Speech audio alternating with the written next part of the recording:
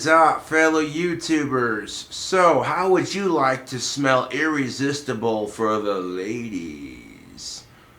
Well, in the description box below, I'm going to provide my affiliate link, which when you click on that link and you buy tactical soap from Grondike Soap Company through my affiliate link, and if you use coupon code KINGCOBRA, that's KINGCOB to the R to the A.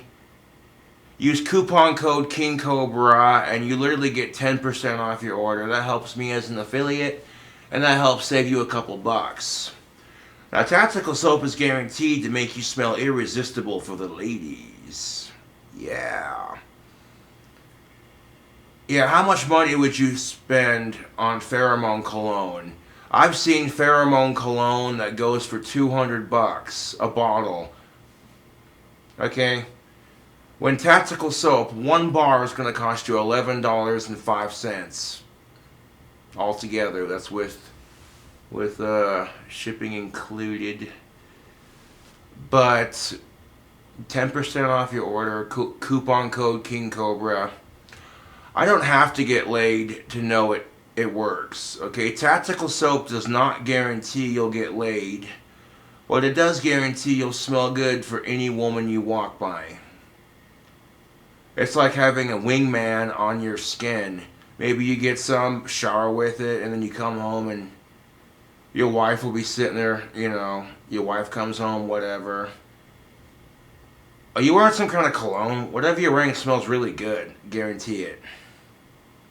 Have your wife looking at you like she did the first time she fell in love with you. That is a fact, Jack. I've seen pheromone products that don't work at all. Like they leave you smelling good, but they don't actually, Tactical soap works. Believe me. And this is a point I made on my Facebook Live video is that, it doesn't guarantee you'll get laid, but it does guarantee you'll smell good to any woman you walk by. I personally love Bond. That's my favorite scent. I have yet to buy a bar of Bond Musk and see how it do. But when I get my YouTube money, I'm going to buy some more tactical soap. Yeah, buddy.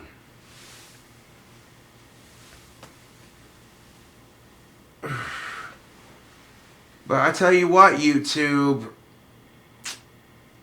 it never gets old. I'll walk by some chicks at the bar, or just walk by some chicks walking downtown. Ooh, that goth cowboy smells good.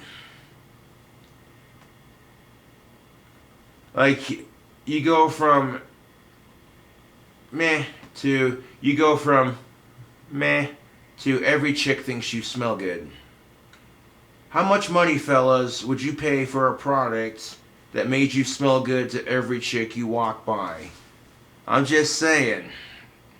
And the best part of it is tactical soap is made in the good old US of A. And it's all natural, baby.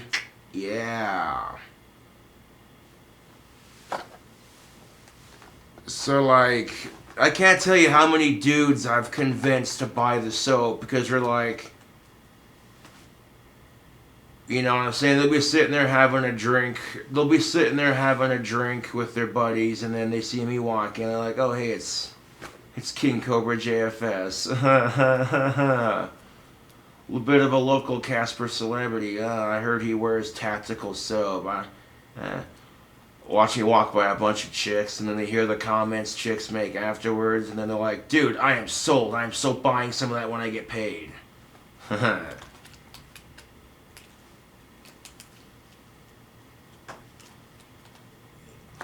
Yeah, tactical soap will have you smelling like a stud in no time. Time to man up, fellas, and get yourself some tactical soap. Why is it called tactical soap? Because all is fair in love and war. And for years, women have had the tactical advantage for seduction. Like, women don't even need pheromone products to attract the opposite sex. That's the sad truth of it. You know what I'm saying? Like, all they gotta do is fucking show up to the bar. All they gotta do is show up to the bar. And that's it. If the guy likes what they're laying down, he'll buy her a drink. For years, men have been trying to smell irresistible to women. For years. And now, us fellas finally have a product from the wonderful people over at Grondike Soap Company selling their amazing tactical soap. It's a company out in North Carolina, and they have 4 amazing scents to choose from: Bond, Maverick, Durban, and Bond Musk.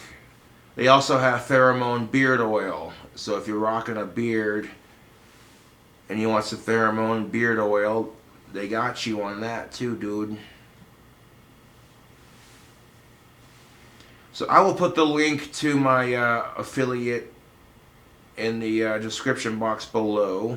This helps me make money, and this helps you smell good for the ladies. I mean, come on. You smell good for the ladies. I smell good for the ladies. I get to make money. You get to smell good for the ladies. That means both parties in that situation are benefiting. Just thought I'd give them a plug real quick because Tactical Soap rocks. Show do.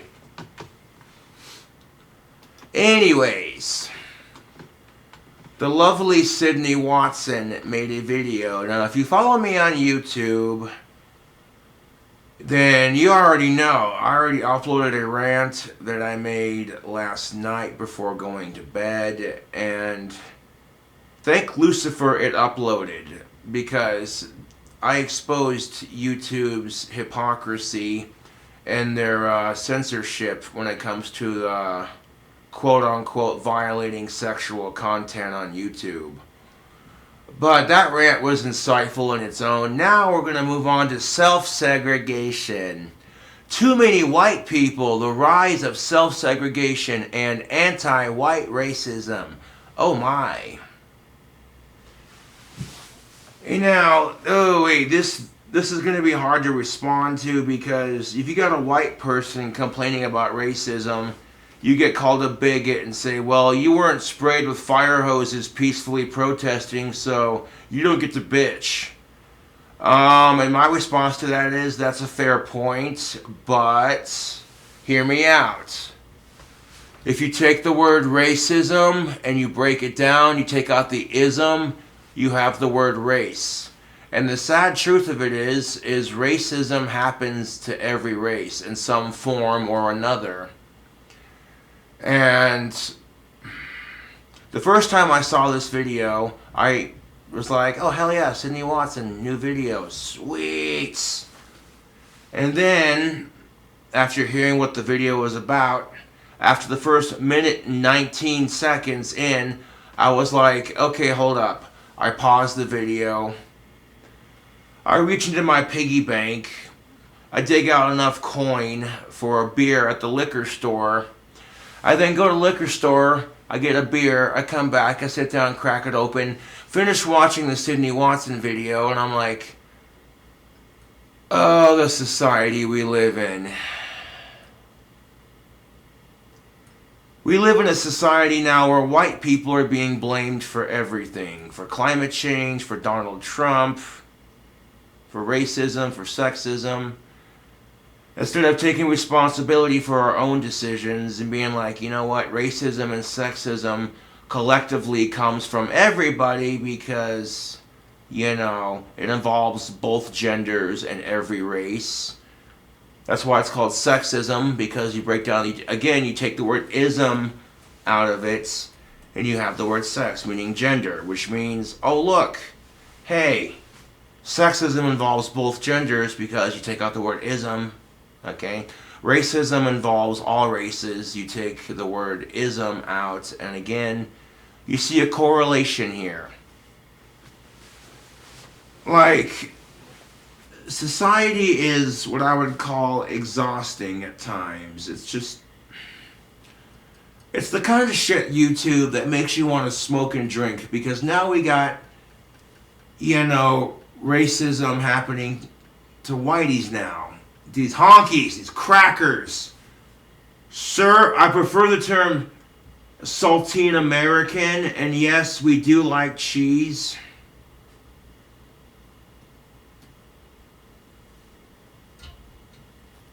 Do you identify as saltine American? Oh, God damn it. You know, you're going to hear a term in this video called people of color. The term is referring to African Americans. However, as I sit here, I'm going to give you my honest opinion on that.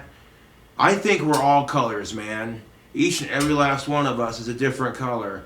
So, you know, I think the term people of color is a segregated term. I think it's outdated.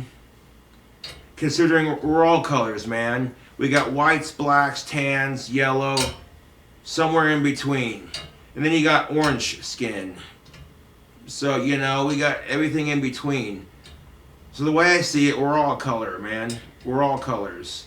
And the thing of it is, the best part of it, we're all humans. So, like, if you cut someone, they bleed red blood. Everyone bleeds red blood. That being said, shouldn't that unite us? Like, if you don't like the person, then ignore them. You know? But this video has a lot of good points in it by Sydney Watson, so we're going to watch it. And here we go. I'm going to full screen it. I've had a day to process the information that was given in this video, and it's just like...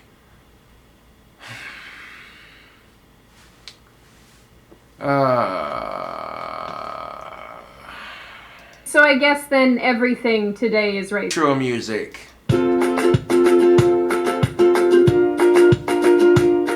Hi, my name is Sydney. Welcome back to my channel. Now, all of us know that university campuses are a breeding ground for stupids. And I would know, seeing as I went to one for absolutely way too long. It was awful. I wouldn't recommend it. And weirdly enough, despite the fact that campuses try so hard to eliminate racism, for some reason they've inadvertently become breeding grounds for it. Every time you see racism in this video, you want to make a fun drinking game out of this motherfucker? I guarantee you, you'll be so fucking drunk by the end of these 12 minutes. By the end of these 12 minutes and some odd seconds, you're going to be drunk by the end of this video. I guarantee it. Every time there's racism in this video, take a shot. Get some milk can moonshine and take a shot. Get a couple bottles of it, you know. And be like, let's have ourselves a drinking game. This will be fun.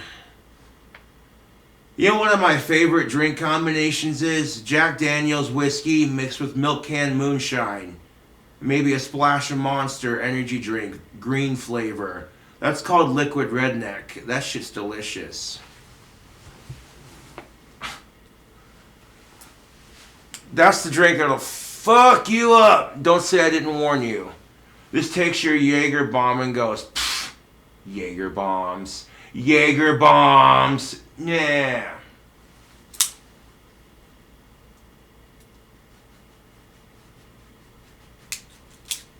You take some milk can moonshine and some Jack Daniel's whiskey and some green original Monster energy drink, and you mix the three of them into one cup. Between the excessive sugar and caffeine and the strong alcohol, that shit will you up.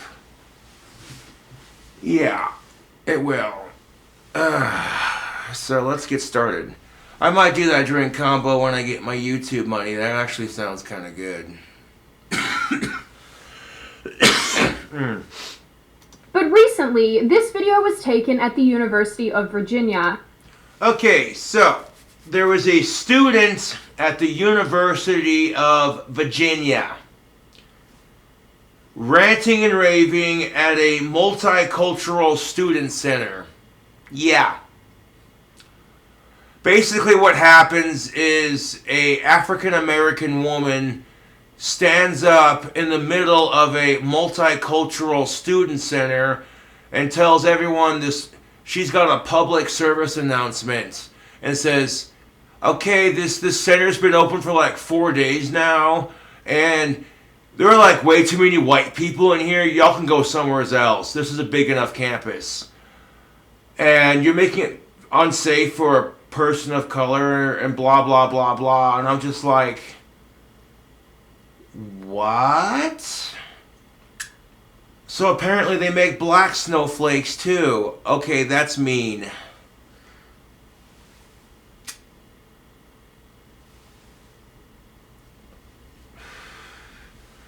You know, I'm not going to be a dick in this video if I can help it, but because you have to remember that, you know, the history of African American culture with racism in our country, and just, dude, I don't even want to go down that route. The police brutalities, the lynching, assholes like the KKK, fuck the KKK.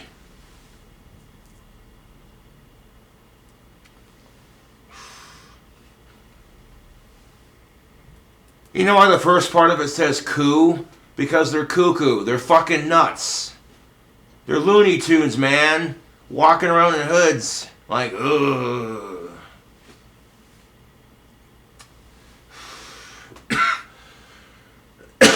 But just because we have them, don't get it twisted. We have that with other groups too. There are actually black extremist groups like the KKK, only the difference is they actually hate whites instead of whites hating. Yeah. It's sad. All this fucking hatred in our world. It's sad.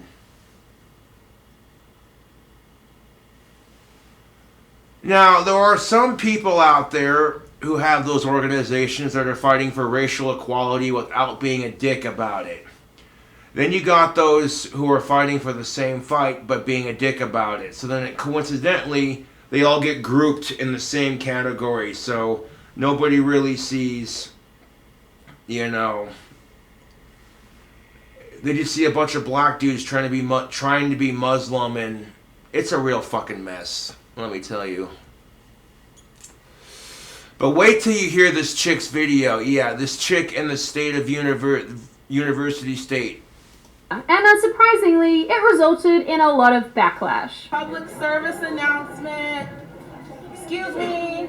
If y'all didn't know, this is the MSC, and frankly, there's just too many white people in here, and this is a space for people of color. Wait. What? Okay. Here we go. This black cunt stands up, and person of color, more like person of cunt, am I right? She stands up in the middle of a multicultural student center, keyword multicultural, meaning different cultures, and says, there's too many white people in here.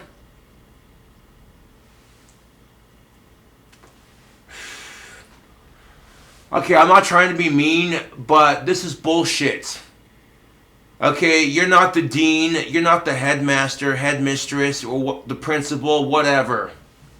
You know? You're not in charge, you're not a teacher, you're not a staff member, you're a student. Okay? If you have a problem with the white people hanging out in that multicultural, keyword multicultural, okay? If you have a problem with at Wafa Flafa _flame, if you and your crew have a problem with hanging out at a center because there's too many white people, then go somewhere else.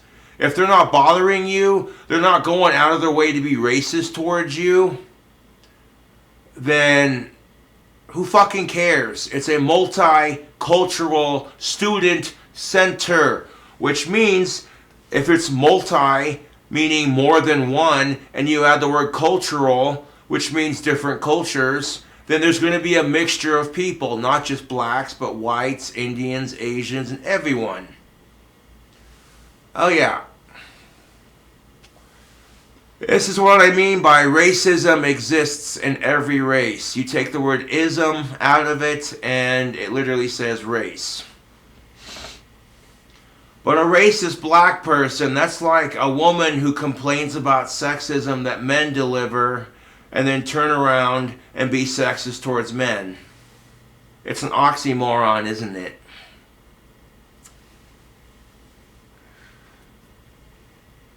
So just be really cognizant of the space that you're taking up, because it does make some of us POCs uncomfortable when we... Oh, here we go. Then she goes on to say, please be aware of how much space you're taking up because you're making us POCs feel uncomfortable. Oh my god, dude. They're making an outdated term sound trendy. SJWs. POCs. Ooh. You know what? Can I be real? Can I be just real with you for a second, YouTube? I think the term person of color is supporting segregation, and I also think it's outdated.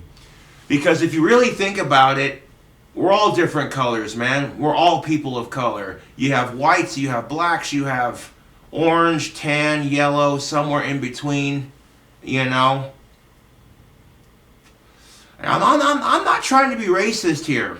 I support racial and gender equality on my channel, 100,000%. I'm the biggest supporter of racial and gender equality. But when you get into these topics of racial and gender equality, you're going to run into those people. And much like women who are sexist towards men, when a black person or any other person is racist towards white people, it's just allowed.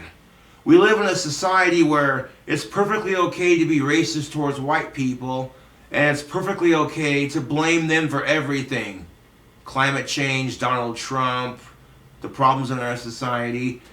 Instead of being like, you know what, the problems come collectively from everyone doing their part to fuck with everybody. People are just huge jerks to each other for no reason other than it's humanity.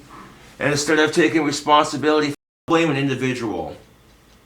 Real talk though, how would it feel for this lady? And this is the question, I'm going to ask a couple questions of this lady who's standing in the Multicultural Student Center at Virginia State College making this public service announcement. Okay?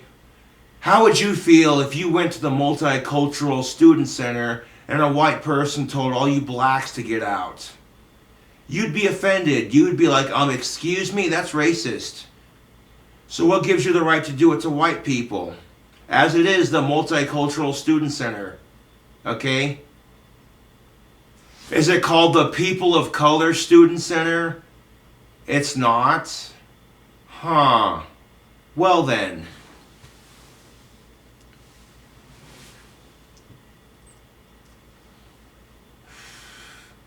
Second thing, and I agree with Sydney Watson on this. You look at Dr. Martin Luther King Jr.'s speeches, and in a couple of his speeches, he talked about how we should not judge people based off of the color of their skin, but rather their actions. And how he had a dream where whites and blacks and everyone just got along. You know, I'm just saying.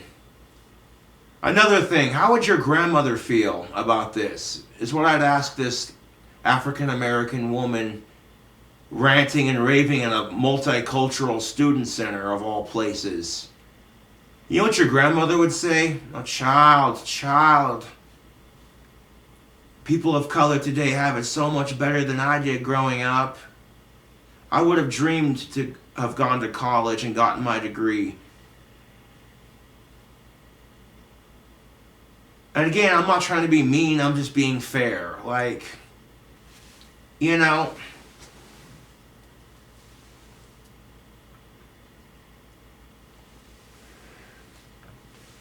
and if you're uncomfortable with white people because of the history of the racism and slavery and what have you, then I got a little historical fact for you. Slavery has existed since the dawn of time. In fact, we've had white slaves too. It's called the Irish. But what do I know?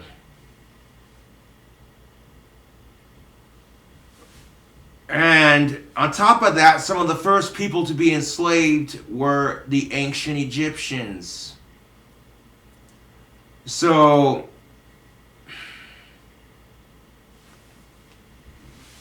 but do you see Irish people going up to the people whose ancestors enslaved them going, "Ah, you're making me feel uncomfortable, you are.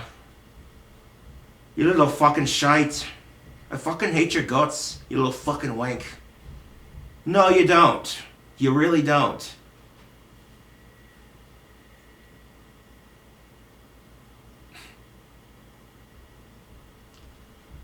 I'm like, okay, if all these whiteys are making you feel uncomfortable, here's a thought, Sister Sledge. Why not drop out of Virginia State and then go to a community college that's predominantly black and shut the fuck up about it? Oh. Because as long as they're not harassing you, they have just as much right to be in that multicultural center as you do. You sitting there telling these whiteys they need to get out is no different than the white assholes back in the 60s telling black people, you have to sit in the back of the bus, you have to drink out of this water fountain, you have to use this certain bathroom. So really, there you go, there's that. Like, holy shit. We're like 57 seconds into the video and it's already like, oh geez. Because when I first saw this video, I had about 10 million things I wanted to say. But I'm like, if I'm going to make this response video, it has to be done right. Where it's not being too mean, but it's also being fair. What else does she have to say? We see too many white people in here. It's only been open for 4 days. And frankly, there's the whole university for a lot of y'all to be at. And there's very few spaces for us. So keep that in mind. Thank you. Right there, she said, right when she made this public service announcement, at the time when she made this public service announcement, the Multicultural Student Center had been open for like 4 days.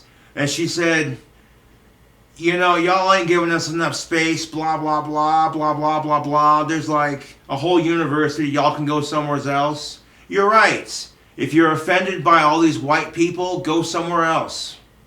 If they're not going out of their way to harass you, then who the fuck cares?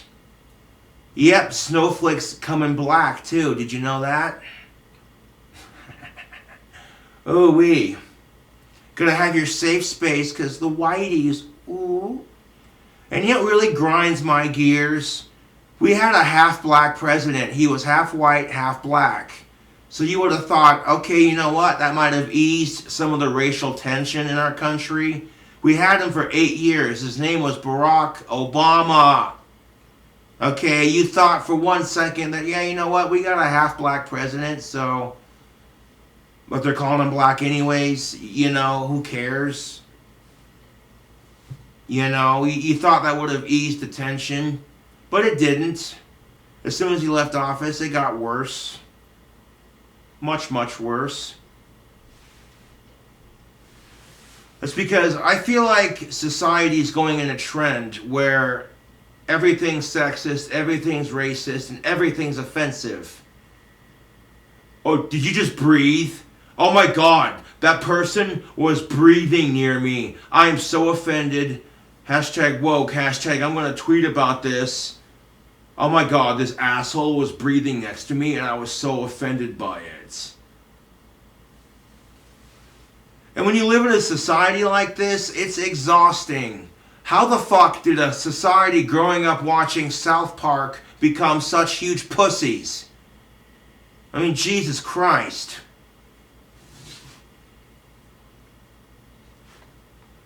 This precious looking motherfucker. I made a movie reference, by the way, because this chick looks like that one chick from that one movie, Precious. And she's sitting there, you know, with the attitude of hers, and it's just like, I'm just like, dude, no. Girl, you need some dick in your life. That's what you need. You need to find you a nice white male who's got a dick bigger than your last boyfriend's, who will treat you better than your last boyfriend. And then I guarantee you your opinion on white people will fucking change, huh?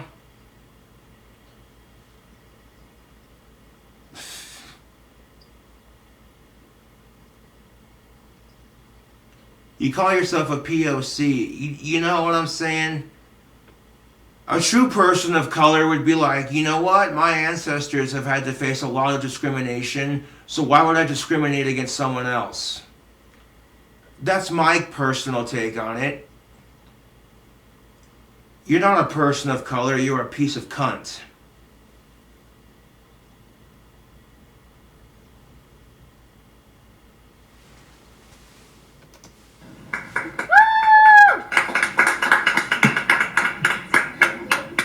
And then everyone clapped.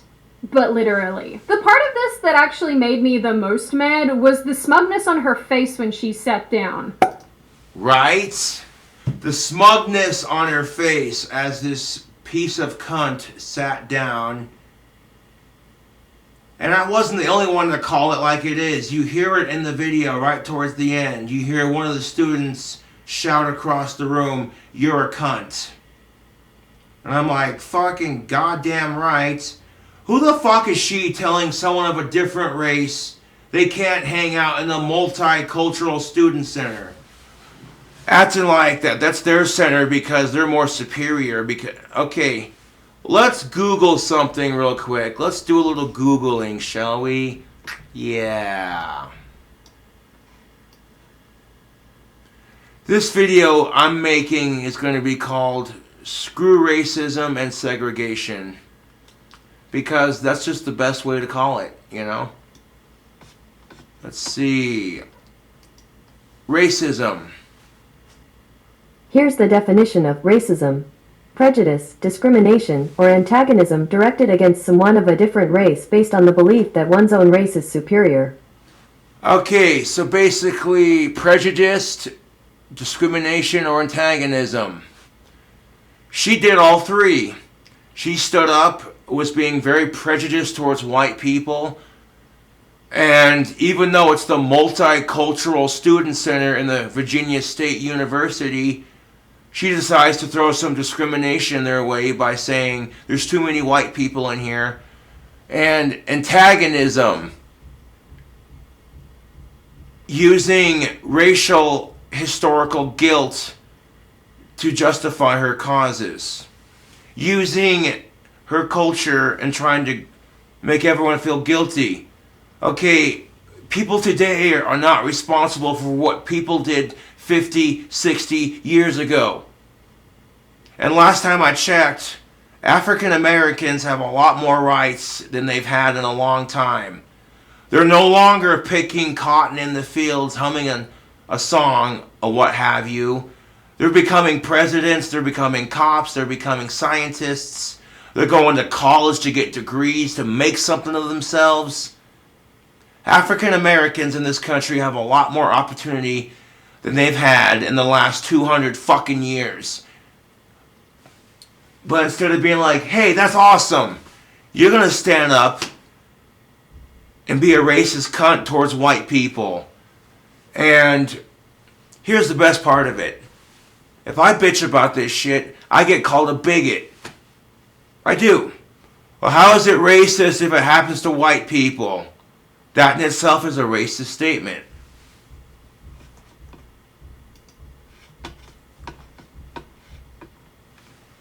Real talk though, YouTube. What happens when a bunch of people get fucked with for too long? They protest. Of course, when black people got fucked with in the 50s and the 60s, they protested. They held up picket signs, and yeah, dude, straight up. But if white people try doing that shit today, you know what they call it? They would straight up call it a white supremacist march. They wouldn't call it a fight for racial equality. They'd call it a white supremacist march.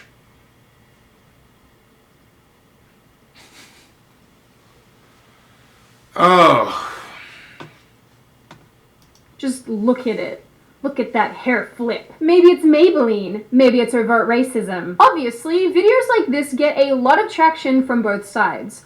On one hand, there are people who absolutely support this kind of message because they actually believe that the white population kind of just need to vacate life in general. On the other hand, there are people who are very quick to point out the hypocrisy of this subject.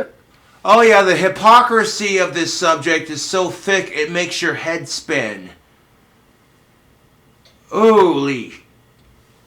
1 second, YouTube.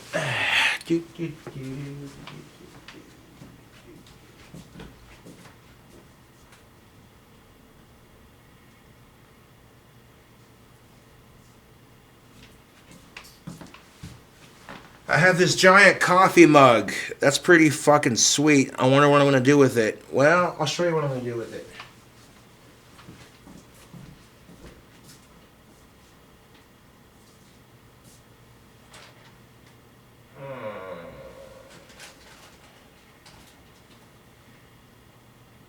Yes.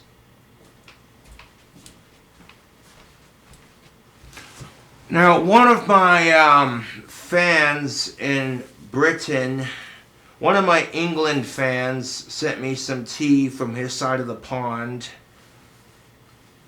So I'm going to drop this tea bag in here, bloop, like that. But that's not enough tea bags. Nope, we're gonna make a nice strong cup of tea and continue the video.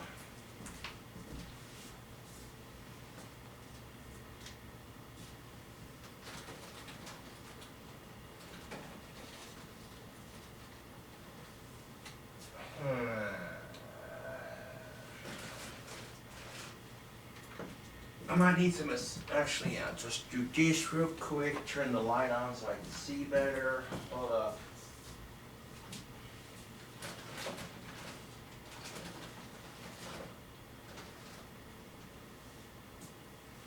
Let's see here.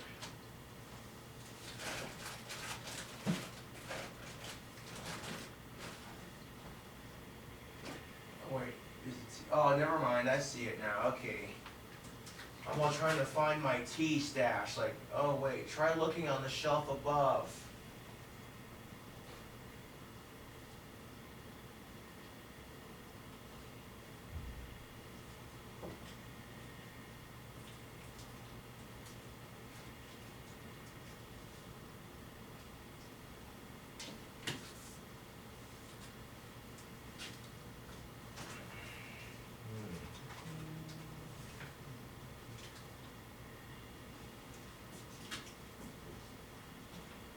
So we're gonna go ahead and just put like 4 tea bags in here. We already got one in the bottom. We got some Lipton, 100% all natural. Yeah.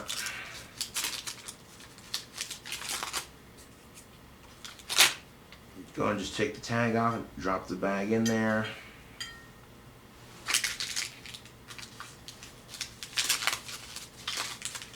You know, I don't really have a teapot, but what I use is the microwave because, it's convenient. Well, if I want a big pot of tea, what I'll really do is I can even use my coffee percolator to make tea if I wanted.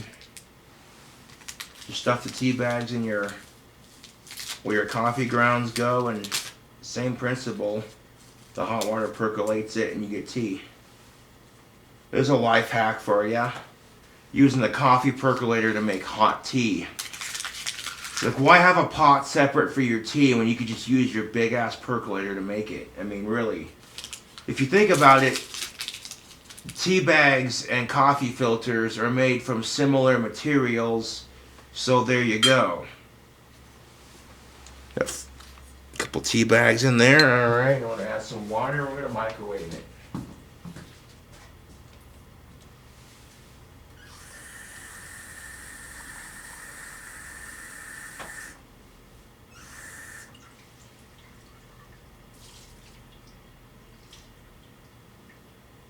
Now, okay, on some real talk though, if it would have been the person of color student center and she told him to get out, okay, that's fair because that's y'all center. But it's not called that. It's a seriously, look this up. I'm not even joking with you, YouTube. It's a multicultural student center and she's sitting there telling people of a different color, y'all need to get out.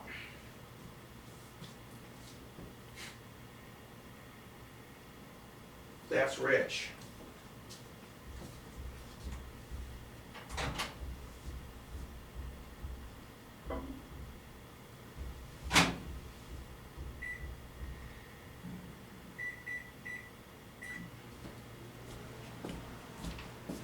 Now we can have hot tea in an instant. Put it in on a powerful microwave. Put it in the powerful microwave for like 2 minutes, 34 seconds. Boom, it's done. We're about to have hot tea, smashing. Overall. Because the fact is, had this been a white student telling black students to leave, the university probably would have burned down. It's kind of like the equivalent of being on Oprah, except that rather than getting gifts, you just get a riot. No shit. I was just saying that too. If it would have been a white student telling black students to get out of a multicultural student center, we'd never hear the end of it. Real talk though, why is it that when white people are racist, we're so quick to point it out? But when everyone else is racist towards everyone else, nobody says shit, especially if the person they're being racist to is white. I mean, I guess the age-old saying, karma's a bitch. But why is my generation paying for what 2 to 3 generations before me did? Why am I paying for my ancestors' mistakes? That's kind of unfair, but guess what? That's life.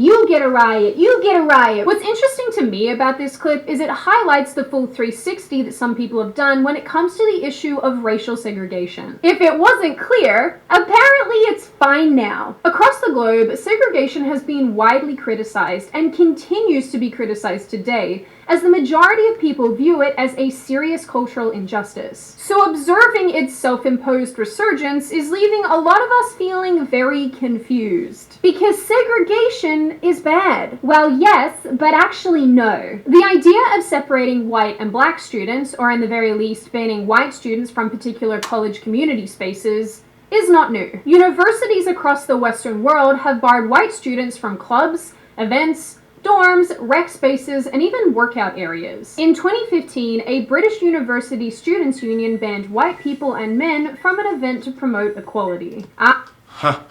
Wait, there's the tea. Hold up. There's the tea.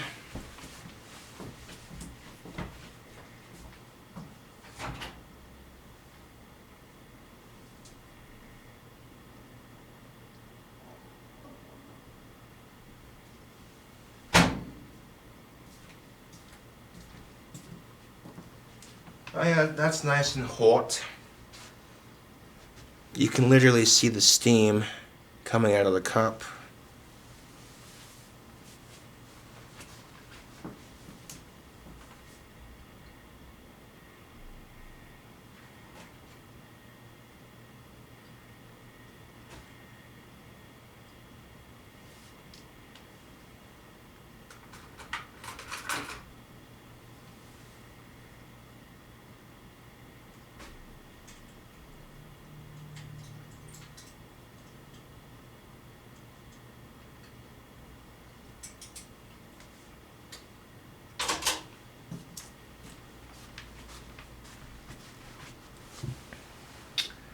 Alright, take the tea bags out. Oh, look, you can see the steam waffling.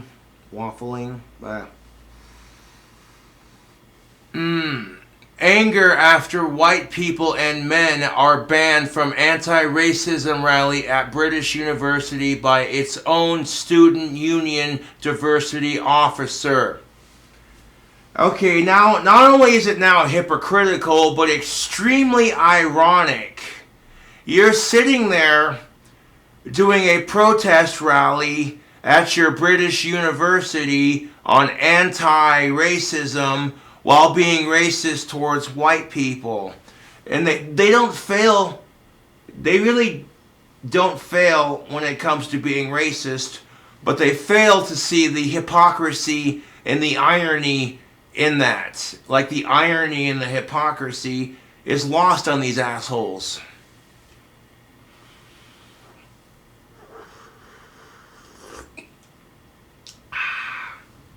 That's good tea. It's hot. Hot tea.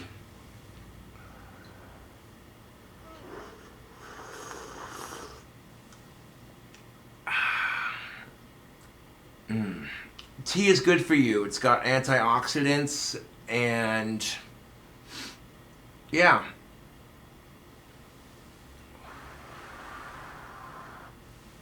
Plus, I mean, if you're drinking the tea out of a badass coffee mug like this, I mean, come on. It's a giant skull of all things. Like, that's metal as fuck.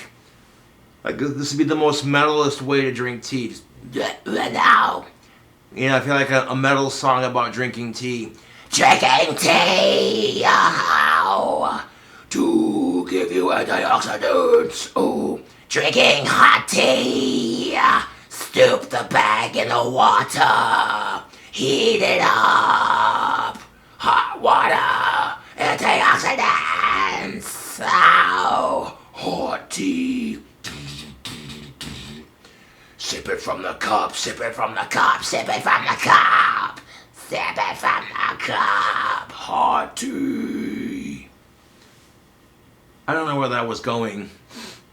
A metal song about drinking hot tea.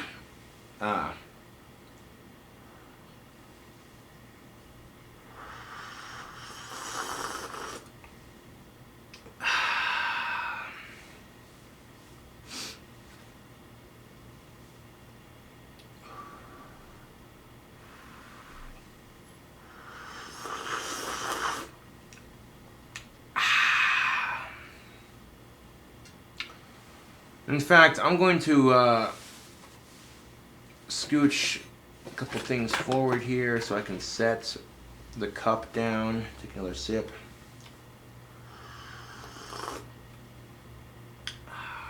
That's good tea. It's a little hot though. I'm going to let that cool off. But yes, back to the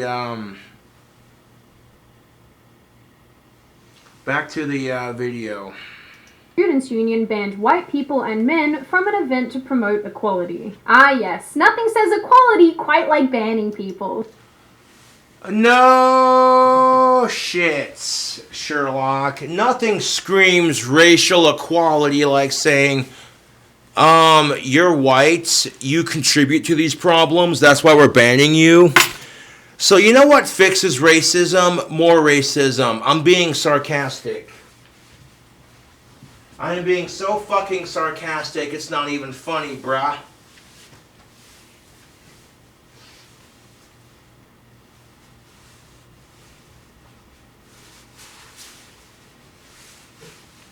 Starting to warm up again and take these coats off.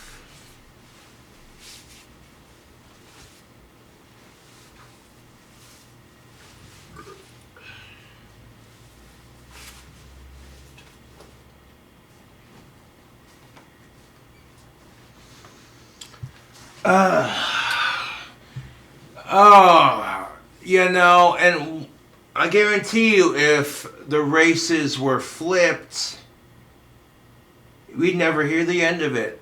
We really wouldn't. We really wouldn't, YouTube.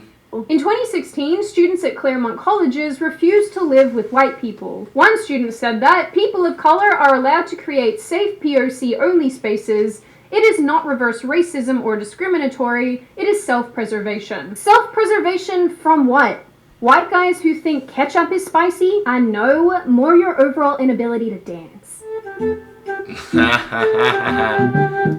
Oh yeah, that stereotype that white people can't dance. That's funny. Yeah, in 2016, there was a group of students at a campus college that flat out refused to live in the same dormitory as white folks because they wanted self-preservation. Okay, it's not self-preservation, that's called self-segregation. Like, has the fucking planet gone mad? You know what I'm saying? That's what I have to wonder. How do we go from the racial bullshit in the 1950s and 60s to now they want to be separated from the whites? I don't get this. I'm confused.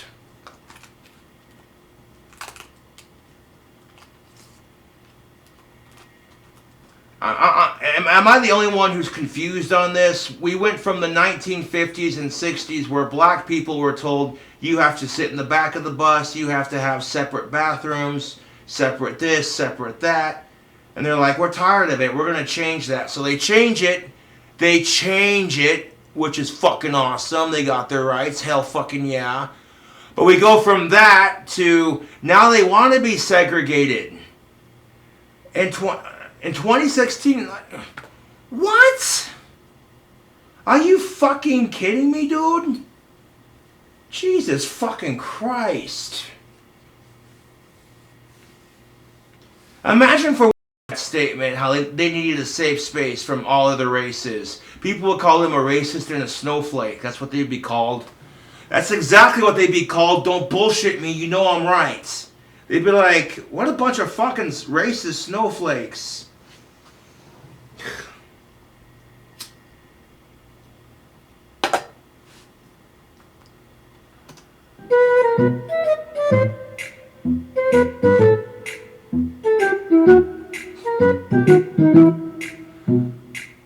Other examples include a private college in California hosting a non-whites allowed pool party. Another American university created a cafe as a sanctuary for non-whites. A college in Washington hosted a No White People Day. This college was... Wait. What? Okay, you want to create... Alright. You want to have a separate cafe for blacks? You want to... all that crap? Like, really? There are universities all over the world who are creating these cafes for their colleges, these hangouts, you know. Like... And now you got colleges having things like a no white day. A no white day. What's next? Are you going to say snow is racist because it's white? What if the snow's yellow?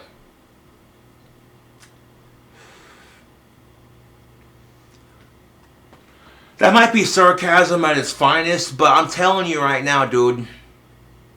That's some horse shit. A no white day?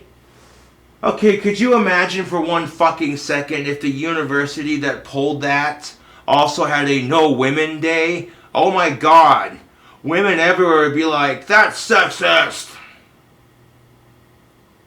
If they would have used any other race besides us whiteys, they would have been called out on their racism so quickly. But have a no white day and it's like, hey, cool. Everyone other than the whites are happy about it. And South Park did an awesome job explaining the racism towards white people in these modern times with the South Park characters, the white family. If you watch South Park, you know the reference I'm making. Nobody cares about the whites. Sure, blame the whites. I remember getting a little chuckle out of that YouTube. Just a little chuckle like, fucking South Park telling it like it is. Oh. Especially thoughtful because they even had anti-racist workshops available for all white folks and people who do not identify as POC. Oh, yes. Universities even go so far as to host anti-racist workshops for white people and people who do not identify as people of color. You know what? Segregation has gotten so bad in this fucking world. Segregation has gotten so bad in this world that we're now segregating anti-racist workshops. Think about that for a second, YouTube. Doesn't that just make your fucking head explode? Like, what? Yeah, racism in this world has gotten so bad, we're now segregating anti-racist workshops, seminars, classes, etc. Which, okay, racism is a part of our history, whether you like it or not. So I can imagine why they might segregate that at the very least. You know, if you got a bunch of black people and a bunch of white people sitting in the same room and they talk about racism in this country, oh wait. Especially with how bad things are getting. They could be worse, you know. They could be. But like, two wrongs don't make a right. And I kind of see why they do that at least. Because I feel like the racial tension would only get worse if you, I don't know.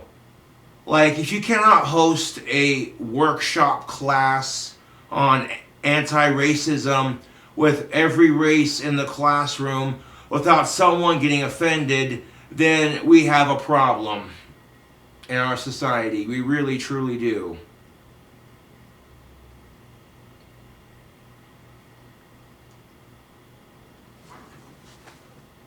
Oh, thank you, because without that, I guess none of us would know not to keep slaying. Sydney, don't say what I think you're gonna say. Say what? I was going to talk about slaying discrimination. Why are you such a racist? But overall, self-segregation seems to be socially acceptable and in a lot of cases pretty well received. But like most things, this is not a new concept. As it turns out, black separatism and black nationalism are two fairly similar ideas that cropped up in response to white racism. Both concepts more or less refer to forming separate institutions or even a separate nation for black people. A leading example of a black nationalist group is the Nation of Islam, led by Louis Farrakhan, who has continued to espouse the group's core belief that white people are inherently evil and that they're blue-eyed devils. What was this guy's name? Louis Farrakhan. Apparently, according to Louis Farrakhan, all white people are the blue-eyed devils. Joke's on you, dude. I have brown eyes that go red sometimes.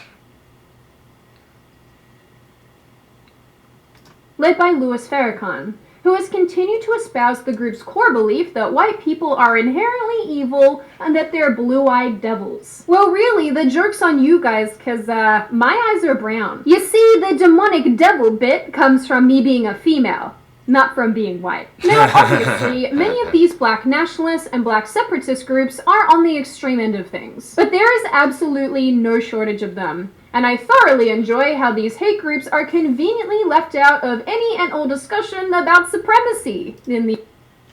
Yeah. And I really hate to go down this rabbit hole, but we're going to do it. And I gotta say this next part of the video as delicately as I can, with that, you know, but the idea of, okay, you don't want to offend anybody, that's unheard of. Like, everyone's offended. You have these black nationalist groups who spew hatred towards white folks, and nobody says a word. But then you have white supremacist nationalist groups spreading hatred towards black people, And people are quick to jump down their throat and say that's racist and untolerated. You know, if it's not okay for us whites to do it, it shouldn't be okay for black people to do it either. Like, it's one thing if you want to celebrate your culture and take pride in that, cool. But if you're spreading hatred towards white people using a black nationalist group as a cover for it, you know, that's not cool. You know?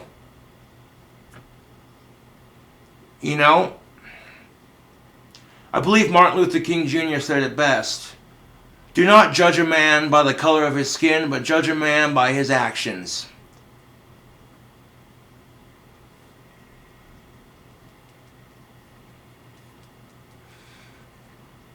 You know, and that's just, yeah, that's the best way to put that without offending too many people, you know.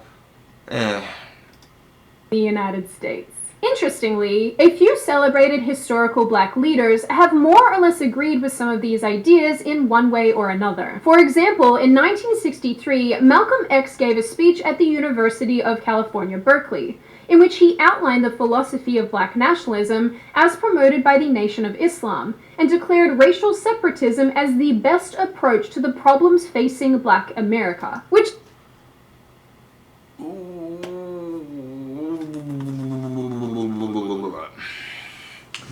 So Malcolm X makes this speech about how separatism will save their culture, etc. You literally have a bunch of black people in the 60s and 50s fighting for racial equality, trying to end racial segregation, and then you have Malcolm X over here who's like, no, those guys are wrong, we gotta be segregated. And it's just like, what? Hold up. You got a bunch of black people who are fighting for the end of racial segregation, and then you have a black dude by the name of Malcolm X who's sitting there saying segregation's the answer. I'm confused.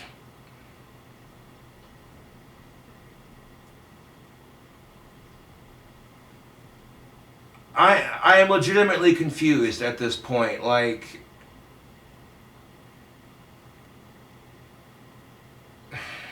I don't know, dude. Like, this is a really touchy subject. You get a lot of people who get divided on these issues. And when you're dealing with a touchy subject like this, you have to be ever so delicate with it, because you can... This video is going to get so many dislikes. I already know. Like, I could post a video about cute, adorable puppies, and it would still get disliked. Because haters are going to hate. But I'm trying to approach this video response in the most delicate way possible. If that makes any sense. Which feels like a very far cry from the words of Martin Luther King Jr., who gave a speech in the same year asking us to judge people based on the content of their character rather than the color of their skin. Oh yes, this was a point, this is one of many points that I agreed with. You heard Malcolm X's speech about racial segregation being the answer, and it was a far cry to what Martin Luther King Jr. said, which was judge someone on their actions, not on the color of their skin. Exactly. Freaking exactly. So yeah, there's that. Now, in trying to explain this self-imposed segregation, researchers and writers seem to all end up at the same conclusion. It is a response to white racism and the behavior of white people. So far, if you've been keeping up, we're apparently responsible for racism and climate change and slavery and war and Donald Trump. Wrong. Proved over and over again. Wrong. But frankly, this conclusion isn't really all that surprising. Yep, if you've been keeping up with the Sydney Watson videos and my video responses, white people are blamed for everything. Slavery, climate change, racism, sexism, Donald Trump, etc., etc. And before you go and blame white people for slavery, guess what? At one point or another, white people were slaves too. Oh yeah, I already mentioned that, didn't I? In this video. I'm pretty sure I did.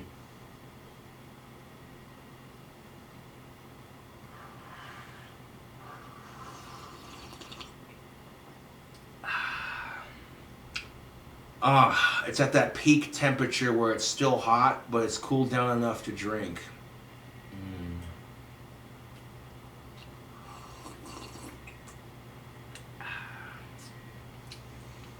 Do you like to mix your tea flavors? Are you just plain old one flavor per cup, or do you like to mix and match your teas?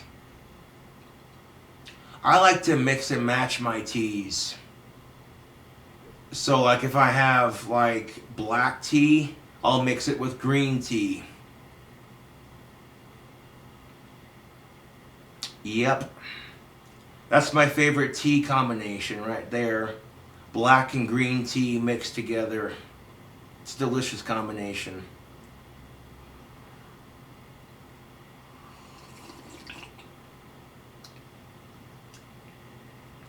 I could have like black tea with ginseng and green tea with antioxidants, and then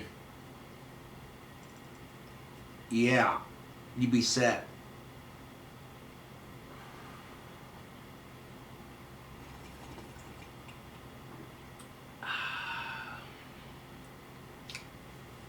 You can still see the steam coming out of it. Boo-haw. And considering that the majority of Black Americans feel they've experienced racism or discrimination, they view being Black as central to their identity, and they feel that they are treated unfairly in a range of institutional settings. Now, self-segregation happens all over, in neighborhoods, on college campuses, in friendships, in the workplace, and so on. In fact, a concept called the Black self-segregation hypothesis attempts to explain why Black people prefer to live in Black-only communities. And while we know that this is caused in part because of racial income differences, racial prejudice, and housing market discrimination, other researchers have suggested that America's housing segregation for most middle-class Afro-Americans is largely a voluntary phenomenon. Yes, there are some Black people who feel comfortable just living in all Black neighborhoods. And sometimes that's not even the case. Sometimes, like Sydney Watson said, it has a lot to do with income, you know, their job situation, which is true for a lot of people, not just African Americans, but white people, anyone, you know. You know what I'm saying? Like, it depends on your job, you know what I'm saying? But yeah, there are some people who just choose to live with their own kind. And, well, that's how they do, I guess.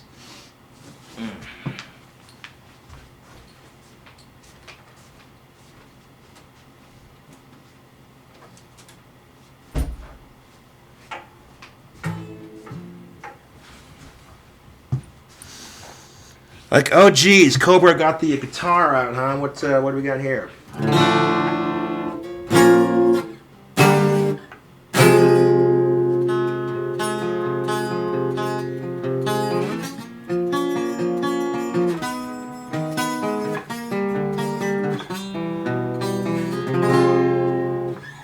We'll get into the guitar playing after the video. Yeah.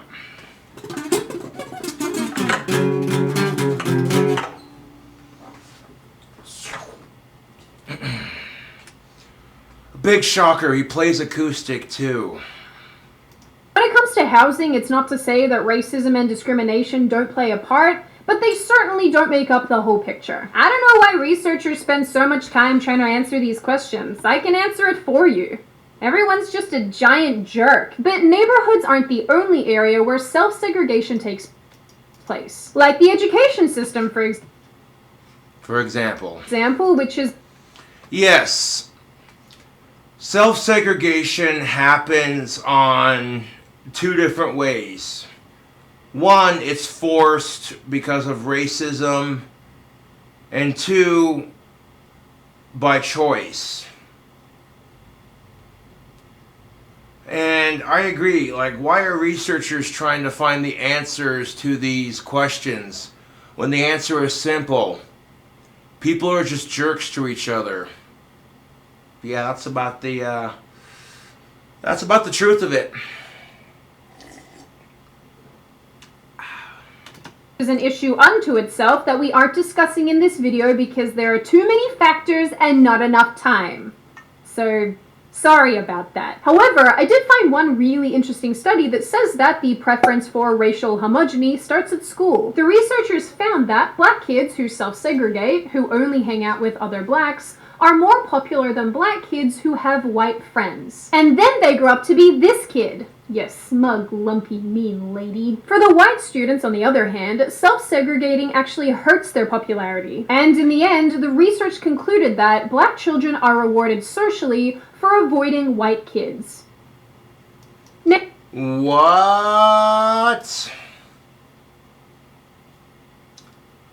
Now, ain't that a kicker? According to research done by some scientists, self-segregation starts as early as elementary school. Whereas if black kids self-segregate and only hang out with black kids their own age, they're a lot more popular with their peers. Whereas if they try to make a couple of white friends, their popularity goes down. But with white kids, if white kids self-segregate, they're not as popular. But if a white kid makes friends with a black kid, they're a lot more popular, is basically what that says. And I'm like, a lot of that has to do with how we raise our children. Oh, Cobra said it. A lot of it has to do with how we raise our children. Now, if your parents grew up being treated a certain way, you know, it's understandable. Like, if the parents of a black kid grew up in a more racially divided time, being segregated way worse than today's youth ever will be, then of course their view of white people is going to be negative. You know, you can't blame them for that. If you were in their shoes, you'd feel the same way.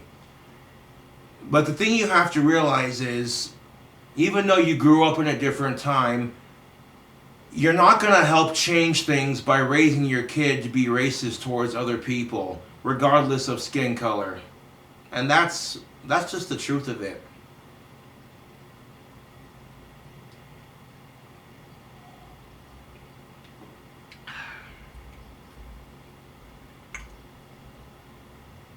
That's just the truth of it, YouTube. Yep. If you don't like it, I don't care. If you do like this kind of video, please subscribe for more. Yep. Because, yeah, we're changing lives here, man. Changing perspectives, you know?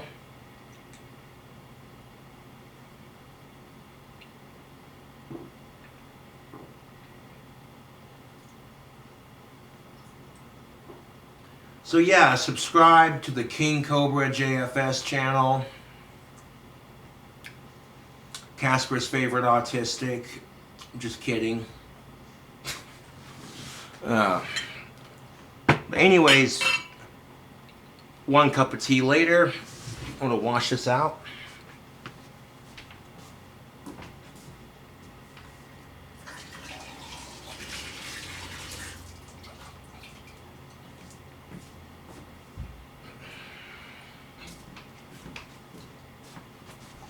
On a side note, if you follow me on Facebook, then you know I had a sandwich earlier.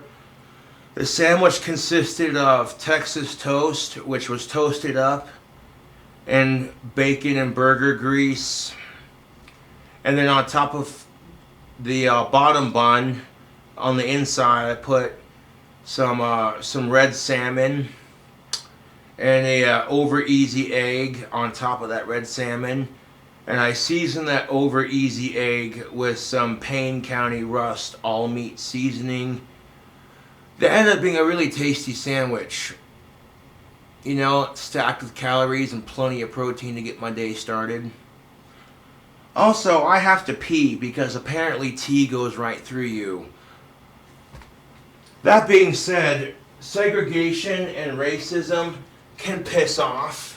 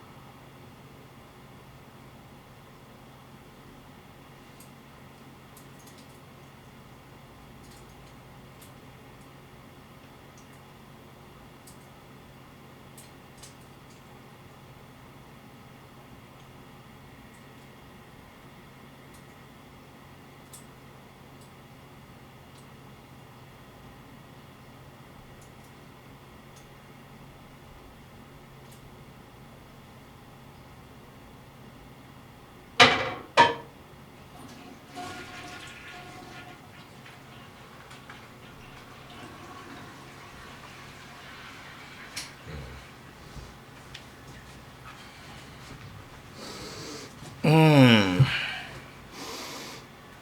yeah. Yeah, this bar of soap is just about done. I still got plenty of it left. Oh yeah, this is the soap I rock with. Bond Tactical Soap. I wash with it. It smells amazing.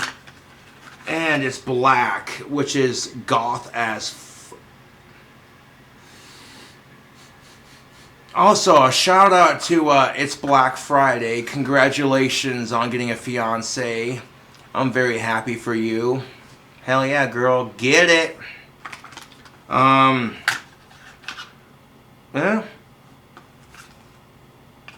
Hey, it's Black Friday. Yeah.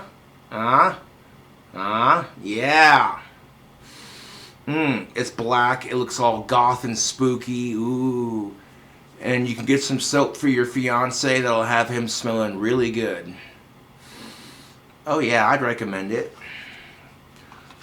If you want to get your own bar of tactical soap, then I'll put a link in the description box below where you can get 10% off using coupon code KINGCOBRA. Yes, sir.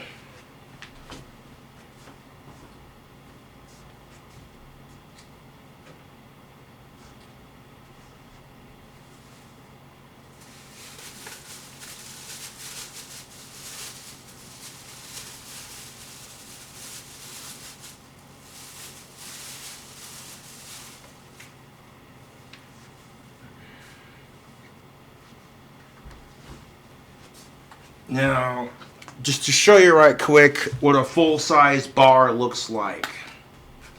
A full-sized bar of tactical soap. This right here is a brand new pack. It's the Durban scent, which smells really good as well. Got like a nice cedar and hints of lemon. Really nice stuff.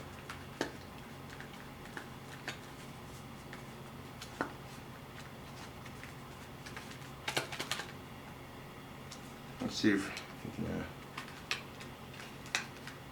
there we go. And like I said, it's a full-size bar of soap. This soap has not been used. It's brand new. So when you get the tactical soap, you see right here, it's a decent sized bar. And these people over at the Grondike Soap Company will have you smelling sexy for your lady friend in no time. The Maverick smells really good too. I haven't really smelt the Bond Musk yet, but he's also made great gifts for the men in your life. You know, maybe your brother, your dad, your grandfather, you know. This is a soap made by men for men. And it smells really good. So yeah, if you want to get your hands on some tactical soap and you want 10% off your next order, I got you. Using coupon code KINGCOBRA and going through the affiliate link that I provide below will help you on the way and on the journey to smelling freaking awesome. Oh yeah, dude, this stuff smells good. Next time I go to order some tactical soap, I want to order some of that Bond Musk as well. And, you know, just, yeah. Get a couple of different trifecta packs. That way, you know.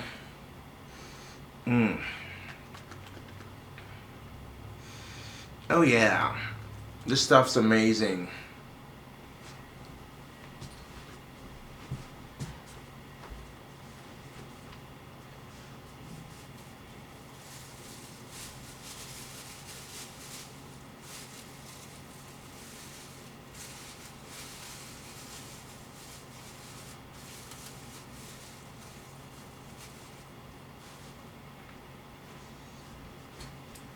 Yep, you'll be sitting there going, as a dude, you'll be sitting there going, what a time to be alive.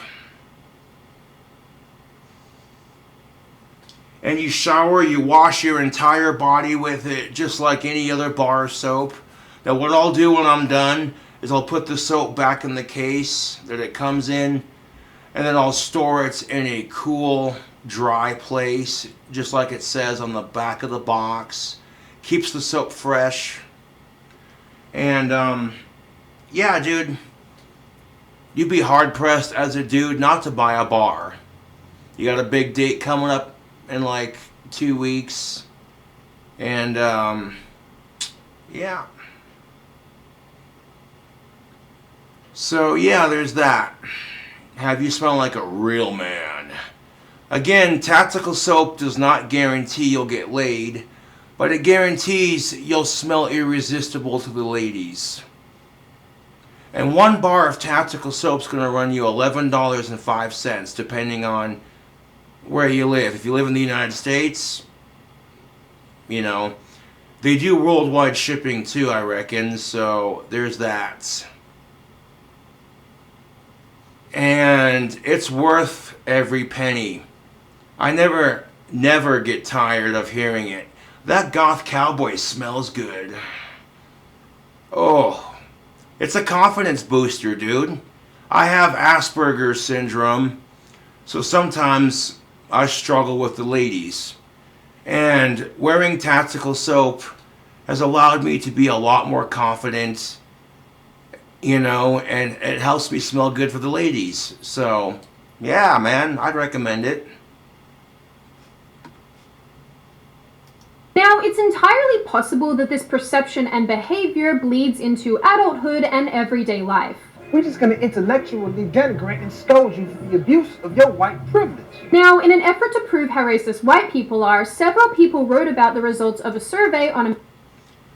Yeah, and in an effort to prove just how racist white people are, someone wrote an article.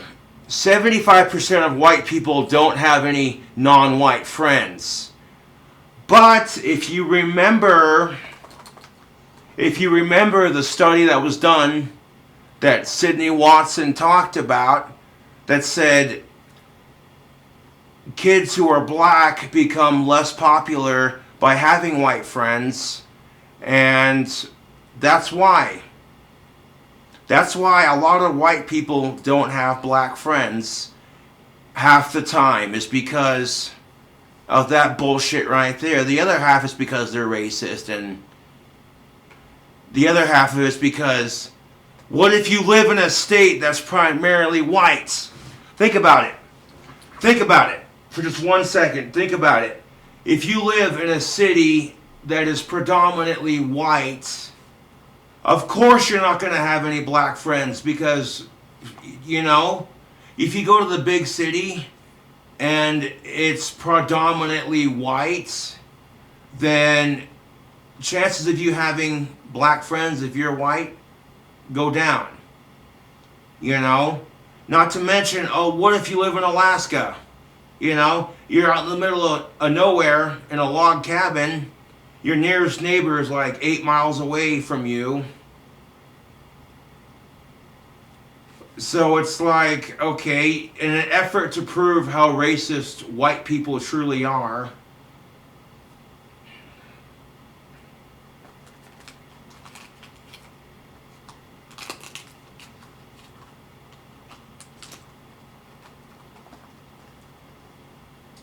but sometimes the odds are stacked against us, you know? That's just how it is.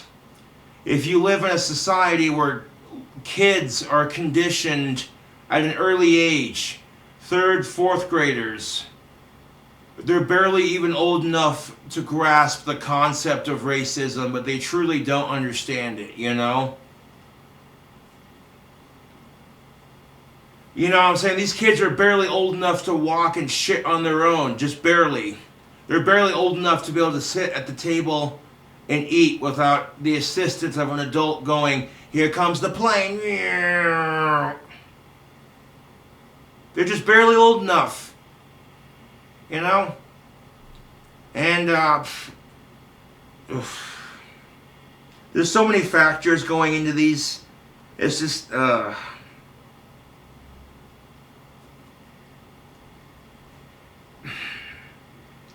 And, you know what? Before we continue this video, I gotta play one clip. It's from a famous comedian by the name of Cat Williams. Cat Williams is one of my favorite African American comedians. That dude is seriously funny. Dave Chappelle, Cat Williams, you know, some funny motherfuckers, dude. Cat Williams, you need some white friends. Here are some matching videos. Thank you, Google. Appreciate that. All right. I'm enjoying. Okay, warning, Cat Williams uses strong language. So if you're offended by cussing, don't care. In my motherfucking life, that's all I'm saying. I advise you to do the same. Do shit that make you happy. Go out and get you some white friends. Get you some white motherfucking friends. You ain't gotta sleep with them, but you gonna need them motherfuckers. If you go to jail and call your nigga friends, these motherfuckers will interrogate you more than the goddamn police did. They had your ass on the phone. Where the fuck was you at? What the fuck was you doing? Why the fuck you ain't called me? Not your white friends. Them motherfuckers will be there by the time you hang up the phone, and they'll be madder than you. Just what the fuck did he do? Murdered who? Look, I fucking known him for 2 weeks. He wouldn't fucking do something like that. Gotta love white people. I don't give a fuck what you say. White people are friendly. You can call them motherfuckers up at 3 o'clock in the morning with the wrong number, and they won't even be mad at you. Okay, Cat Williams, you're a funny motherfucker, but let me tell you something. White people are friendly until you piss them off. And that's true for a lot of people. Most people are friendly. Most people are just trying, you know. They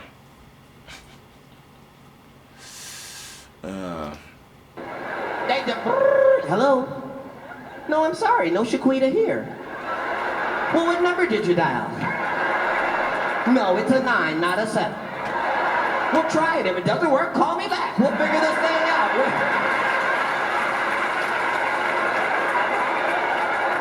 Gotta love white people.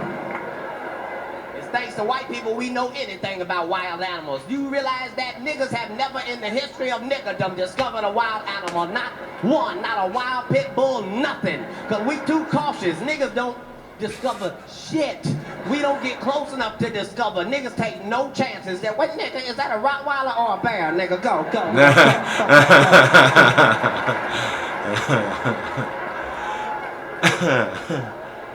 White people, though, let me say this. Y'all need some nigga friends. Get you some nigga friends. Just don't ever, ever call them your nigga friends. Don't ever.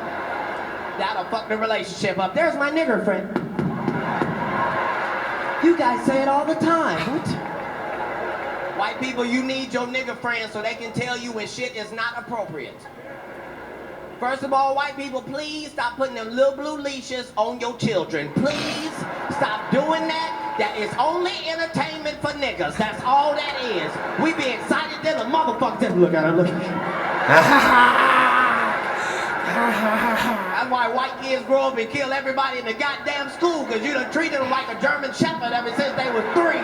They be in the store like, oh, I wrote.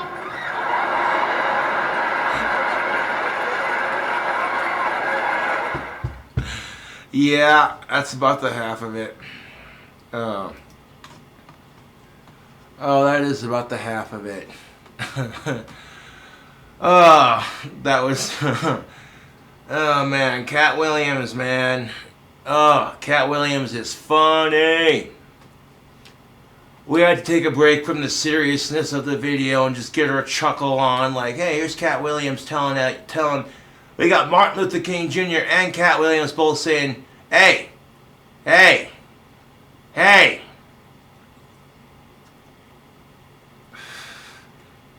You got Martin Luther King Jr. saying, do not judge a man based on the color of his skin, but rather on his character. And you got Cat Williams saying, y'all need to get yourself some white friends. And white people, y'all need to get yourself some black friends. So you can know when shit's not okay to say. Yes.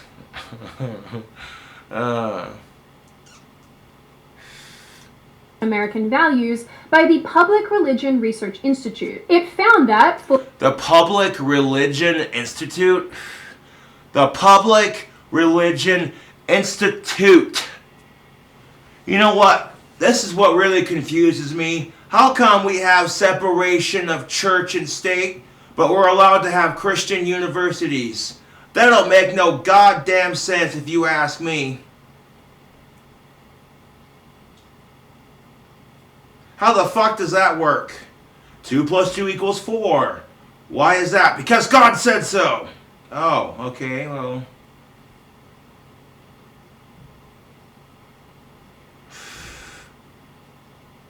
But what if it equals 3? It does not equal 3, it equals 4. Okay.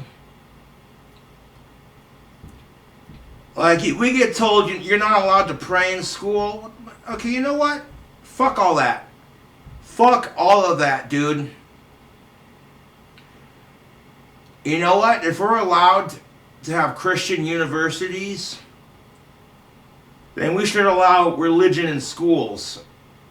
And as long as students and teachers aren't going out of their way to harass one another with their beliefs, as long as they're not being a dick about it, who the f cares?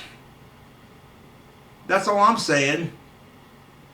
Like, you're going to tell me, though, that if a teacher has a cross around their neck because they're Christian, they have to keep it tucked in because they might offend one of their students. Oh. But somehow we're allowed to have Christian universities.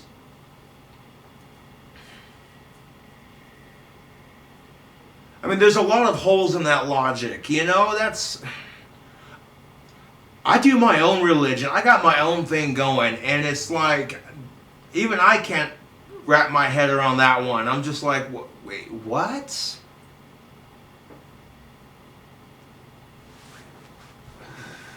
Even I'm sitting there going, that makes no damn sense.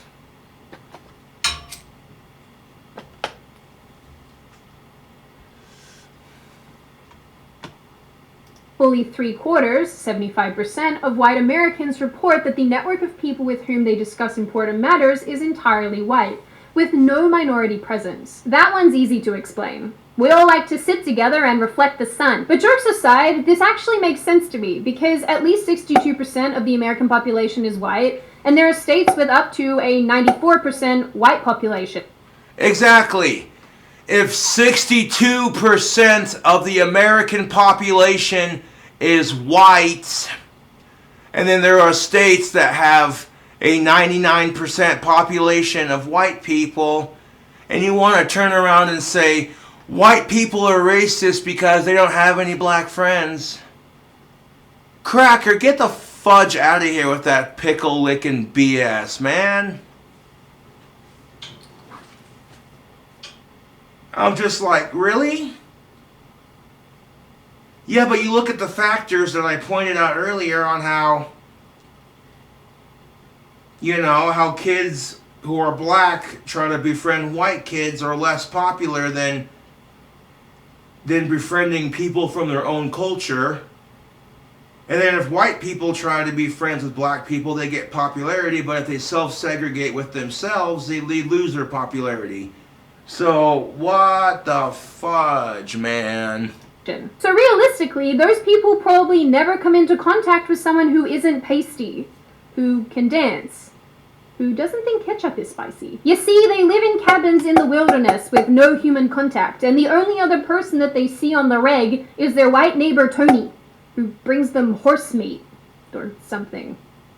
Why are you like this? On the other hand, approximately 2/3 or 65% of black Americans report having a core social network that is composed entirely of people who are also black. Given that black Americans make up just under 13% of the population, this kind of surprised me, because I figured that they would have, more white people around them and a greater opportunity of befriending us. Listen, being friends with us white people is actually fine. We have a rich culture of never wearing enough sunscreen and saying things like Zumba is fun. Now, despite the fact that I really couldn't find a wide range of research into why people self-segregate, one reason that is very clear is it is a response to the perceived need for self-preservation when it comes to racism. Oh, yes. Now we come to a question. Why do people self-segregate? Why do people self-segregate? It's because they want to preserve their culture in the attempt to fight racism. But the irony of it, if you're self-segregating to preserve your culture to fight racism, but you yourself are a racist towards other people who don't have the same skin color, you're a walking oxymoron. Literally. Like, it's cool, okay? If you want to preserve your culture, be proud of your heritage, that's cool. Just don't be a dick about it. Like, if you want to have self-segregation and you want to preserve your culture, okay, that's fine. Just don't be a dick about it. Just don't be a dick about it. White people are racist. No, you're... Ashlea Shackelford. Another fat cunt. All white people are racist, according to her. Okay, Ashlea Shackelford. Fuck you. You fat cunt. With your billboards reading not only a billboard, just a poster board, I should say, saying how all white people are racist.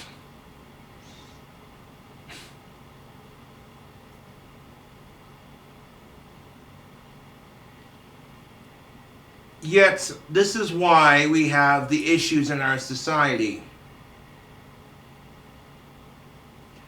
Real talk, not trying to be racist, but a question to Ashlea Shackelford.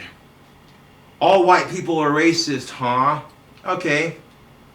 What if a big fat white woman was standing up with a poster board that said all black people eat chicken and drink grape juice and smoke Newports. Seriously, what if a white fat bitch was sitting there with that on a poster board holding this seminar calling y'all's lazy and shit? You wouldn't stand for that. You'd be like, excuse me?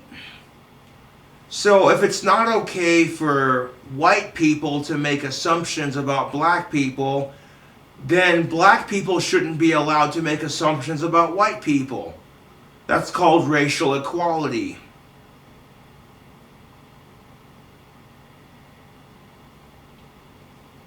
Ashlea Shackelford. All white people are racist, huh? Like maybe Ashlea Shackelford and the other fat bitch at the University of Virginia, they can just go out in the town, find themselves a white man with a humongous dick bigger than their last boyfriend who treats them right, and they can have themselves a little three-way and get it out of their system. And then maybe they won't have shitty opinion on white people. I don't know.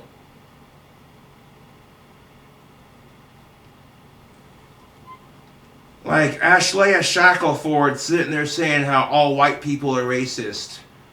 Honey, you need some white dick in you. You need a stir stick for that coffee. You sure do. A big fat, yeah, you do. Get yourself a white boy with a huge dick and shut the fuck up with that crap.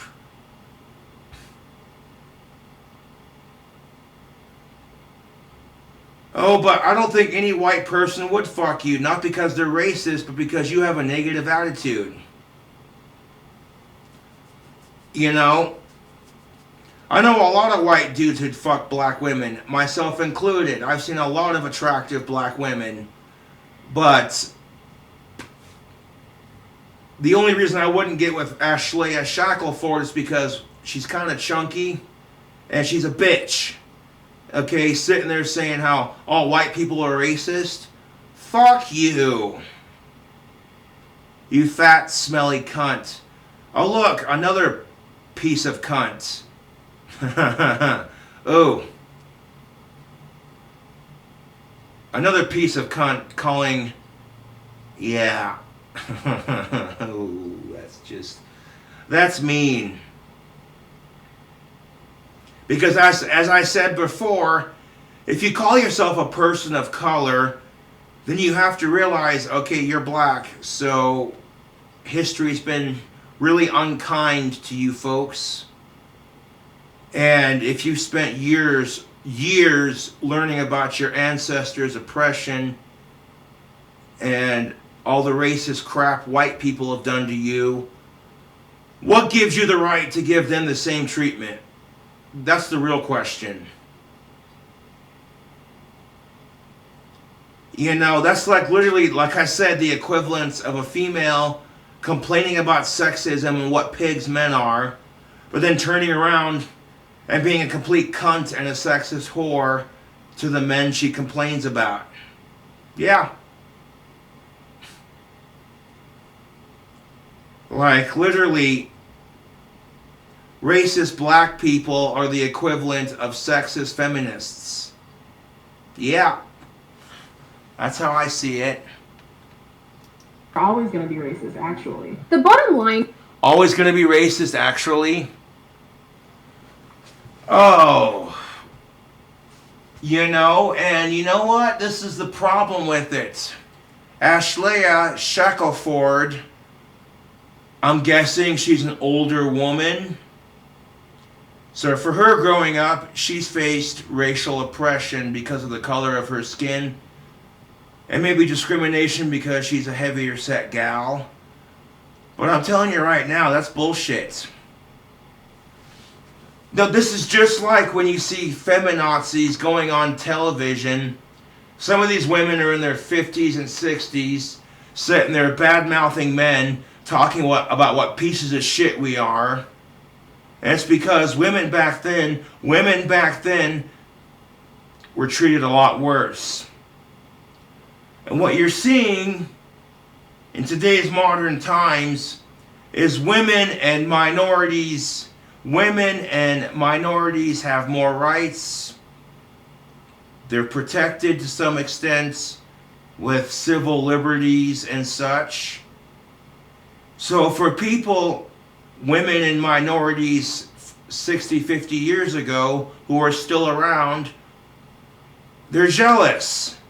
They're freaking jealous. They're like, where was this shit when I was growing up? So instead of being happy that, hey, you know what? We have more rights. This is awesome. It's, nope, let's pick on whites. Let's pick on men. Because now it's our turn to give them what they earned. Bastards. Crackers. Sir, I prefer the term saltine American. And yes, we do like cheese.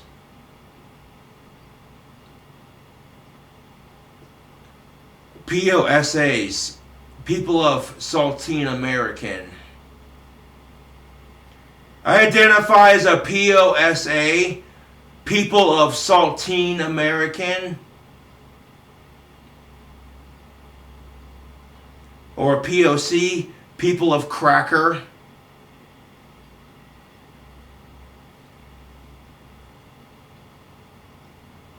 Yeah, I'm a POC too, people of cracker. Yeah. And black people being racist towards white people makes me as a POC feel uncomfortable. A person of cracker.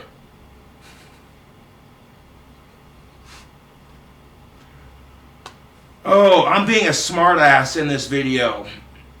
Yes, I am.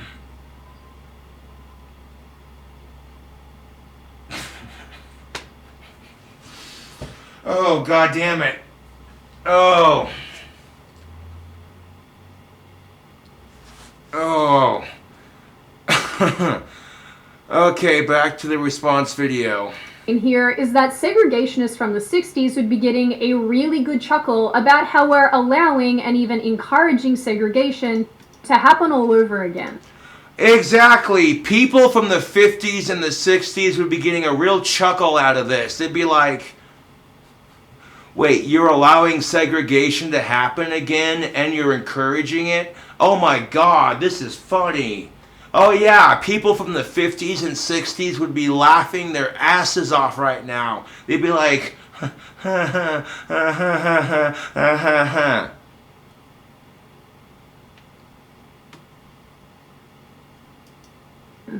Stop that. All of this separating and labeling based on race is one of the biggest contributing factors in the division in America today. No shit.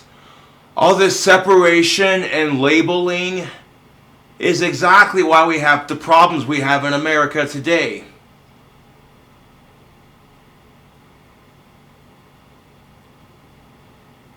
And sure, it makes for a great foundation for race baiters, the media, and politicians. It does. All the separation, the segregation, and the labeling, it makes for a great time for the media, for politicians, for race baiters, for people who are overly PC and like, see, that's racist. Yeah, you know the people I'm talking about, the assholes that are just so politically correct, it's annoying. They're about as offensive as the people who aren't politically correct enough. People of cracker. Oh my God. I just thought of that on the spot. That's brilliant.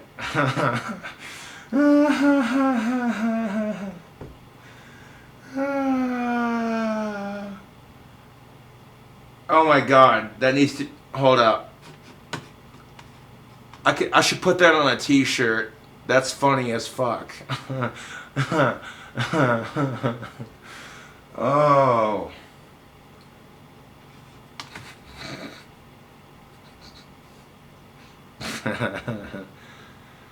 And guess what?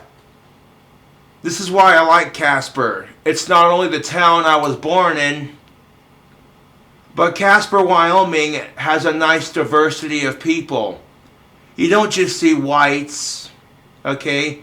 We have blacks, whites, Asians, Mexicans, Indians, Vietnamese. We have a nice, healthy, diverse culture here in Casper. I think it's badass. Straight up. But it's not so great for the overall general population. Part of my problem with almost all of this is the fact that so many of these communities are completely unable to practice what they preach. No shit!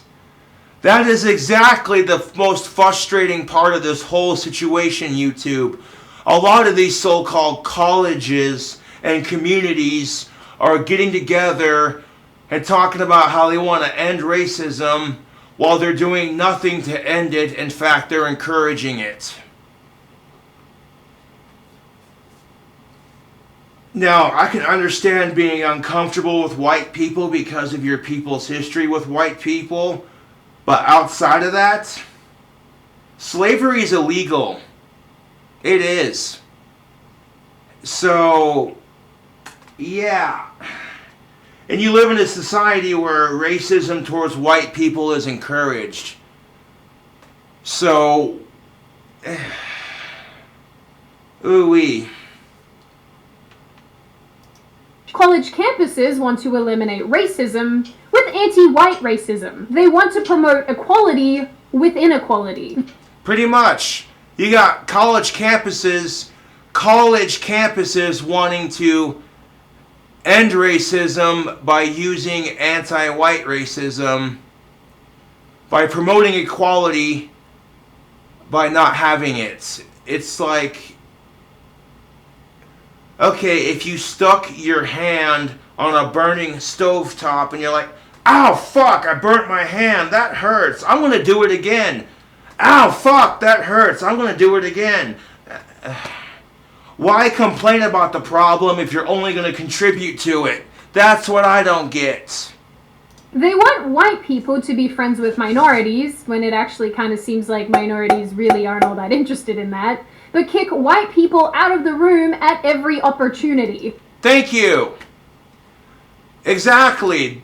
These universities, these people, these colleges, they want white people to be friends with minorities, but minorities are not interested. And then as soon as we try to fight for racial equality alongside everyone else, we get kicked out of the room, kicked out of the chair. We get told, you're being a bigot, hashtag check your privilege because you're white.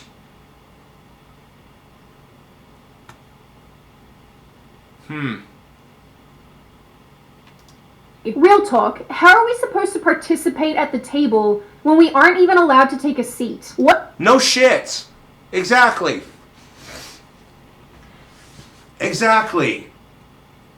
Exactly.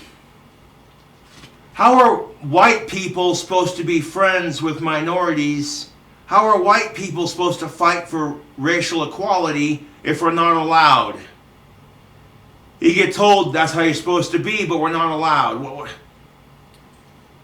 And it's not that we're not allowed, it's just that there are some, not all minorities, okay? Some minorities just don't want to be friends with white people. That's just how it is. But you know what? I have several friends that are black. Shout out to my buddy Fred, by the way. You know, and none of them are racist towards white people. I'm just saying, YouTube, this is bullshit. I thought to myself, okay, we had a half-black president. He was white and black for 8 years. You think this would have ended racial tension? And then it did for a while. But then as soon as Trump took office, it got worse. And that's not Trump's fault. I hate to say it, but it's the truth. Okay? Trump himself might be a racist, but Trump is not responsible for the actions of others. There, I said it. Trump cannot control what other people do. But it just becomes convenient to blame Trump because that's how politics works for the other side. It's instead of talking about the issues, let's blame the other side. That's how politics works today. And this is why a lot of people do not like discussing politics. It's because people can't be mature about it. Let's talk about the issues. What's really going on? No, let's not do that. Let's just blame the other side and call a bunch of names. Well, you fucking libtards. Yeah, well, you retarded Republicans.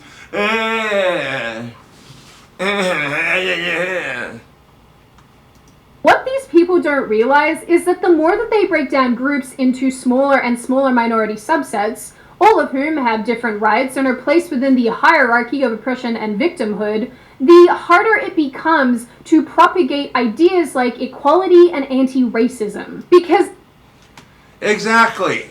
The more you allow these groups to self-segregate, the harder it is to fight for racial equality and to fight on issues like anti-racism.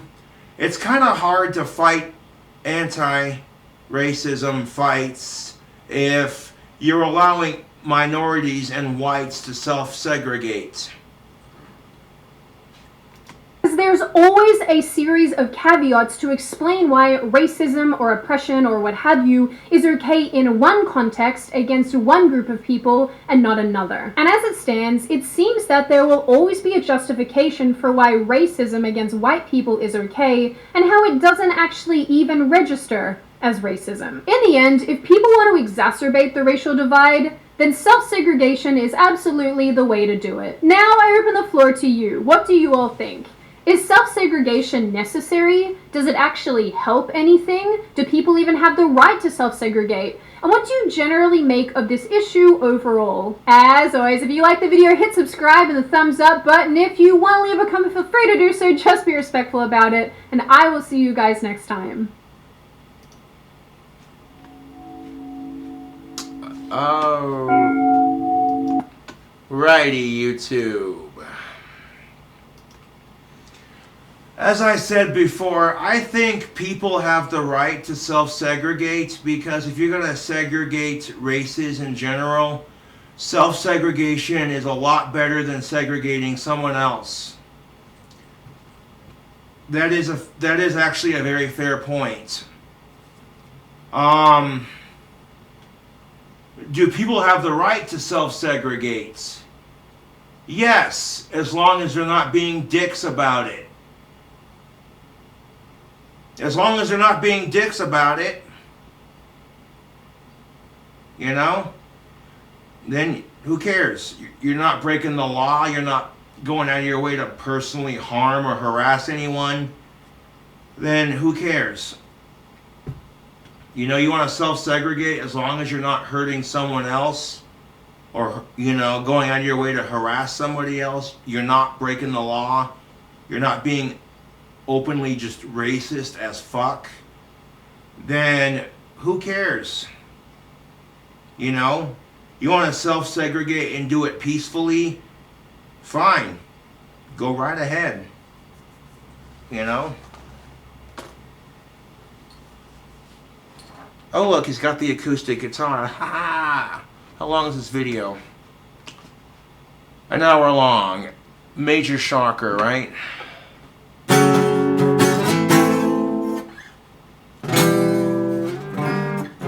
It's a crazy world we live in. We got oceans filled with plastic. It's fantastic. People fighting wars in other countries over oil.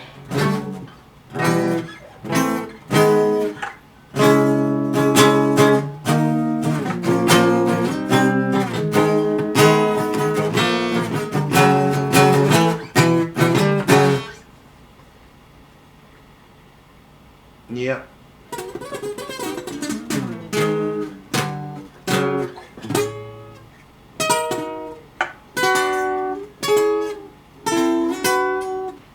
And if you want to buy some of that awesome tactical soap that I talked about in the video that I plugged periodically throughout the video, I'll put the link in the description box below, as well as the coupon code, and you can get 10% off your first order.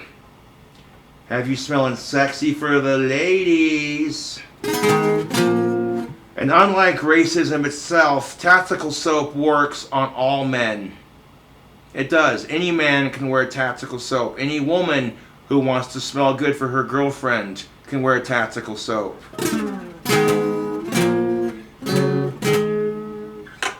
So if you're a dude and you want to smell good for the ladies, guaranteed,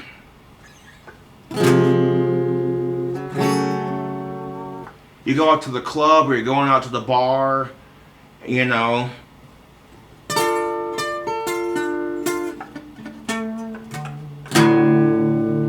then I would recommend it. Because tactical soap will make you smell good to any woman you walk by, guaranteed.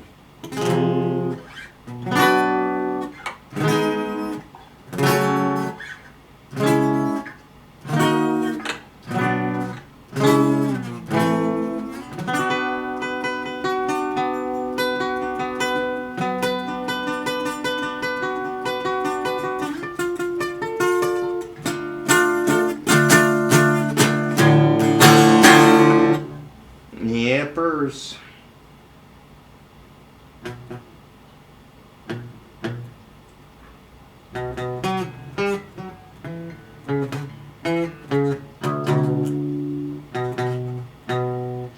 Yeah, playing guitar is going to be difficult until the cut on my finger heals up, but that's alright, it'll heal up.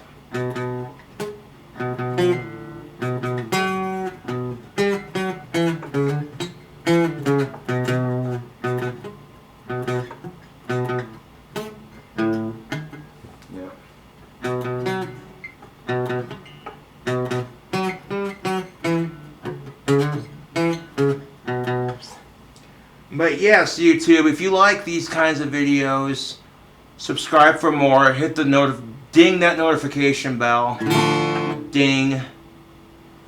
Yeah, ding that notification bell. Ding that notification bell. Hit the thumbs up button and subscribe for more awesome content.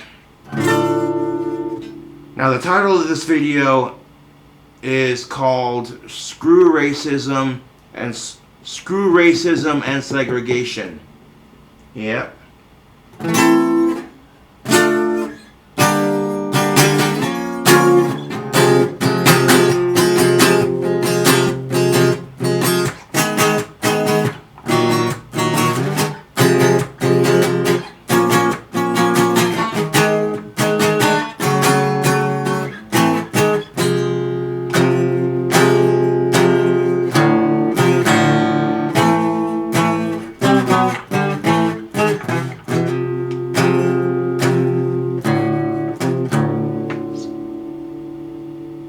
Yes, sirree.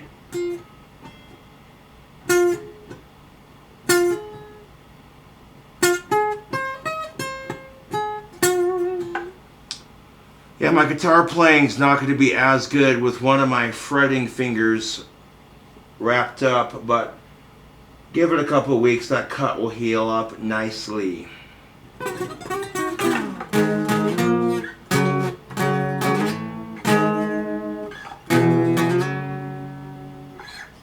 Yes, sir.